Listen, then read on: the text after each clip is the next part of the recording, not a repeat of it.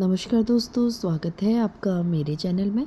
क्या आप जानते हैं कि बॉलीवुड की सबसे खूबसूरत और रहस्यमयी अभिनेत्री रेखा ने जितनी शोहरत हासिल की उतनी ही तन्हाई भी अपने हिस्से में पाई। करोड़ों दिलों पर राज करने वाली रेखा की ज़िंदगी में ऐसा क्या हुआ कि आज भी लोग उनकी निजी ज़िंदगी के बारे में जानना चाहते हैं। आज की इस वीडियो में हम बात करेंगे रेखा के बचपन, संघर्ष, उस दर्द जिसने उन्हें एक साधारण लड़की से बॉलीवुड की सबसे रहस्यमयी अभिनेत्री बना दिया। 10 अक्टूबर 1954 को चेन्नई में जन्मी रेखा का असली नाम भानु रेखा गणेशन था। उनके पिता दक्षिण भारतीय फिल्मों के मशहूर अभिनेता जेमिनी गणेशन थे और मां पुष्पावली तेलुगु फिल्मों की अभिनेत्री थी। लेकिन रेखा की ज़िंदगी की सबसे बड़ी सच्चाई यह थी कि उनके माता पिता की शादी नहीं हुई थी। यही कारण था बचपन में उन्हें अपने पिता का प्यार, नाम दोनों पूरी तरह नहीं मिल पाया। कई बार रेखा ने कहा, उन्हें हमेशा लगता था कि उनके जीवन में कुछ अधूरा है। रेखा का बचपन किसी राजकुमारी जैसा नहीं था। घर की आर्थिक स्थिति अच्छी नहीं थी। छोटी उम्र में ही उन्हें समझ आ गया कि अगर परिवार को संभालना है तो काम करना पड़ेगा। सिर्फ 13-14 साल की उम्र में उन्होंने फिल्मों में काम करना शुरू किया, लेकिन यह उनका सपना नहीं था। वो पढ़ना चाहती थी, सामान्य बच्चों की तरह स्कूल जाना चाहती थी, मगर हालात ने उन्हें कैमरे के सामने खड़ा कर दिया। जब रेखा मुंबई आई तो उन्हें हिंदी बिल्कुल नहीं आती थी। उनका रंग सांवला था, शरीर थोड़ा भारी था, हिंदी बोलने में दिक्कत होती थी। उस समय कई लोगों ने उनका मजाक उड़ाया। कुछ फिल्म मैगजीनों ने तो उन्हें यह तक कह दिया कि यह लड़की कभी हीरोइन नहीं बन सकती। लेकिन रेखा ने हार नहीं मानी। उन्होंने दिन रात मेहनत की, हिंदी सीखी, डांस सीखा, अपनी फिटनेस पे काम किया और धीरे धीरे खुद को पूरी तरह बदल दिया। 1970 में फिल्म सावन भादो रिलीज हुई।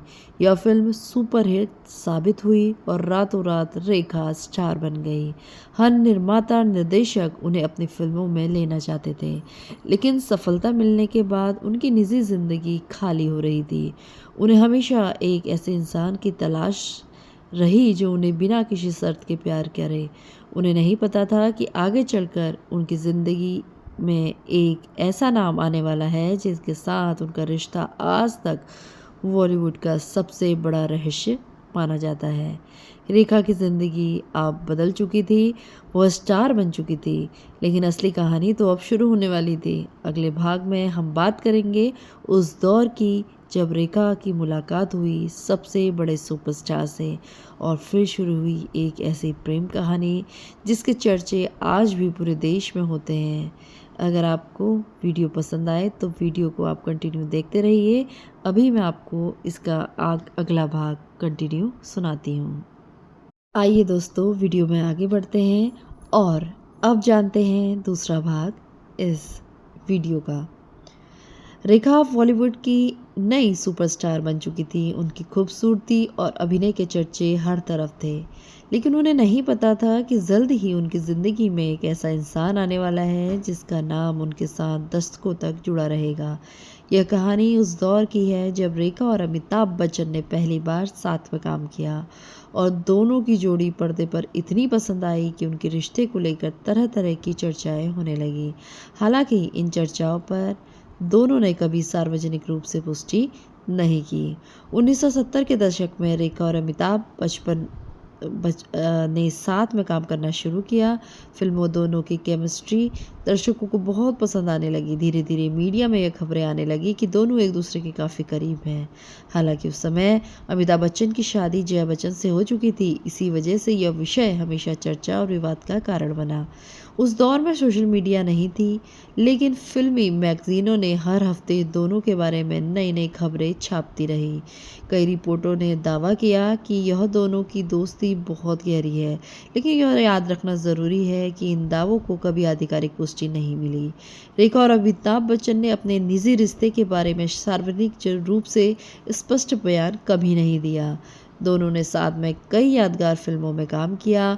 उनकी जोड़ी को दर्शकों ने खूब पसंद किया और हर नई फिल्म का इंतजार किया जाने लगा।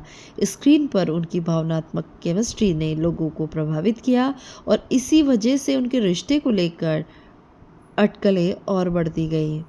फिल्म सिलसिला में अमिताभ बच्चन, जया बच्चन और रेखा तीनों साथ नजर आए। इस फिल्म की कहानी वास्तविक जीवन की चर्चाओं के बीच लोगों के कई समानताएं देखने लगे। इसी कारण यह फिल्म आज भी बॉलीवुड की सबसे चर्चित फिल्मों में गिनी जाती है। लेकिन यह कहना सही नहीं होगा कि फिल्म वास्तविक घटनाओं पर आधारित थी, क्योंकि इसकी आधिकारिक पुष्टि नहीं है। रेखा ने कई इंटरव्यू में अपने जीवन और प्रेम के बारे में भावनात्मक बातें की, लेकिन उन्होंने अपने निजी रिश्ते को हमेशा एक रहस्य बनाए रखा। शायद यही वजह है कि आज भी उनकी ज़िंदगी लोगों के लिए एक पहेली बनी हुई है। क्या सचमुच रेखा और अमिताभ की राहें हमेशा के लिए अलग हो गई थी? और फिर ऐसा क्या हुआ कि अचानक उद्योगपति मुकेश अग्रवाल से कर ली रेखा ने शादी? क्या यह शादी उनकी ज़िंदगी की नई शुरुआत थी या सबसे बड़ा मोड़? इन सवालों के जवाब मैं आपको देने जा रही हूँ इस वीडियो के तीसरे भाग में। आइए दोस्तों, वीडियो को आगे बढ़ाते हैं और अब हम आपको सुनाने जा रहे हैं अगला भाग, जो रेखा की ज़िंदगी से उनके जीवन में आने वाली नए शख्स का इंतज़ार कर रहा था। आइए आगे बढ़ते हैं। सालों तक रेखा का नाम बॉलीवुड में सबसे चर्चित प्रेम कहानी से जोड़ा जाता रहा, लेकिन फिर अचानक एक ऐसी खबर आई जिसने पूरे देश को हैरान कर दिया। रेखा ने दिल्ली के बिजनेसमैन मुकेश अग्रवाल से शादी कर ली। लोगों को लगा कि उनकी ज़िंदगी में खुशियां लौट आई हैं, लेकिन किसी ने नहीं सोचा था कि यह शादी कुछ महीनों में एक दर्दनाक मोड़ ले लेगी। आखिर ऐसा क्या हुआ, आइए जानते हैं। साल 1990 में रेखा की मुलाकात दिल्ली के उद्योगपति मुकेश अग्रवाल से हुई। बताया जाता है कि दोनों मुलाकात कुछ दोस्तों के जरिए हुई और बातचीत का सिलसिला शुरू हुआ। कुछ समय बाद दोनों ने शादी करने का फैसला किया। जब शादी की खबर सामने आई तो पूरा बॉलीवुड हैरान रह गया। किसी को उम्मीद नहीं थी कि रेखा इतनी जल्दी शादी कर लेगी। उनके प्रशंसकों को भी लगा अब शायद उन्हें वह जीवन साथी मिल गया है जिसकी उन्हें हमेशा तलाश थी। शादी के शुरुआती दिनों में सब सामान्य दिखाई देने लगा, लेकिन धीरे धीरे खबरें आगे आने लगी कि दोनों के बीच मतभेद बढ़ रहे हैं। दोनों का रहन सहन, काम, जीवन शैली अलग थी। रेखा फिल्मों में व्यस्त रहती थी, जबकि मुकेश अग्रवाल अपने व्यवसाय में दिल्ली में थे। ऐसे में दूरी, तनाव बढ़ने लगा। इन निजी परिस्थितियों में के बारे में अलग अलग रिपोर्टें सामने आई, लेकिन दोनों ने सार्वजनिक रूप से बहुत कम बातें साझा की। शादी के कुछ महीने बाद अक्टूबर 1990 में मुकेश अग्रवाल का निधन हो गया।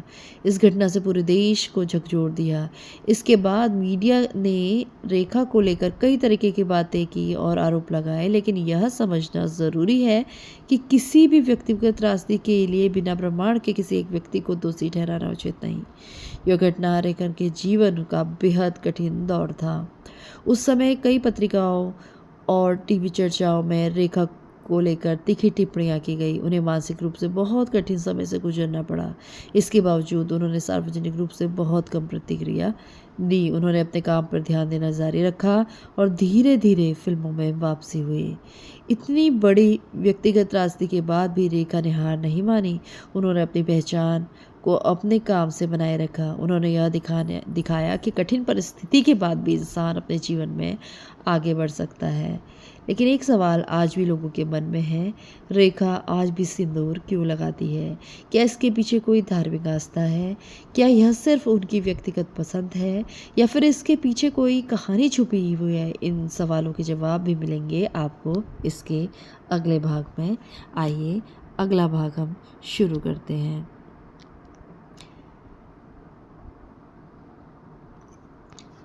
मुकेश अग्रवाल के निधन के बाद सभी को लगा कि रेखा कभी सिंदूर नहीं लगाएगी, लेकिन कुछ समय बाद जब वह एक बड़े फिल्मी समारोह में सिंदूर लगाकर पहुंची तो पूरे बॉलीवुड में हलचल मच गई।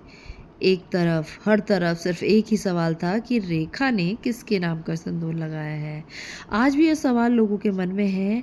आइए जानते हैं इसके बारे में क्या क्या कहा जाता है और क्या क्या बातें अटकलें हैं। 1980 और 1990 के दशक में रेखा कई कार्यक्रमों में मांग में सिंदूर लगाए नजर आई। मीडिया ने तुरंत तरह तरह की खबरें चलाने लगे। कुछ लोगों ने कहा कि यह अमिताभ बच्चन के नाम का सिंदूर है, कुछ ने कहा यह उनकी निजी आस्था है। लेकिन सच यह है कि रेखा ने सार्वजनिक रूप से यह नहीं कहा कि वो किसी खास व्यक्ति के नाम का सिंदूर लगाती है। कई फिल्मी पत्रिकाओं ने इस पर अलग अलग कहानियां लिखी, लेकिन इनसे अधिकांश बातें कभी प्रमाणित नहीं हुई। रेखा हमेशा अपने निजी जीवन को लेकर चुप रही। शायद यही वजह है कि उनके बारे में आज भी लोग जानना चाहते हैं। कुछ इंटरव्यू में जब उनसे सिंदूर के बारे में पूछा गया तो उन्होंने मुस्कुराकर जवाब दिया और विषय बदल दिया। उन्होंने कभी खुलकर यह नहीं बताया कि वो सिंदूर क्यों लगाती हैं, इसलिए आज भी इसका कोई जवाब मौजूद नहीं है। रेखा ने कभी दूसरी से शादी नहीं की। उन्होंने अपनी ज़िंदगी अपने तरीके से जी।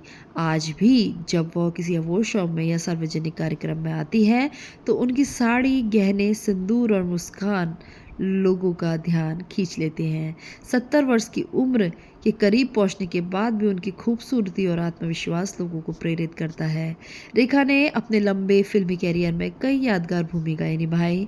उन्होंने यह साबित किया है कि संघर्ष कितना भी बड़ा क्यों ना हो, मेहनत और आत्मविश्वास इसे इंसान को अपनी अलग पहचान बना सकता है। उनकी निजी जिंदगी भले ही रहस्यों से घिरी हो, लेकिन एक अभिनेत्री के रूप में उनका योगदान हमेशा याद रखा जाएगा। रेखा की जिंदगी यह सिखाती है हर इंसान के जीवन में कुछ ऐसे अध्याय होते हैं जिन्हें शायद केवल वो ही पूरी तरह समझ सकता है।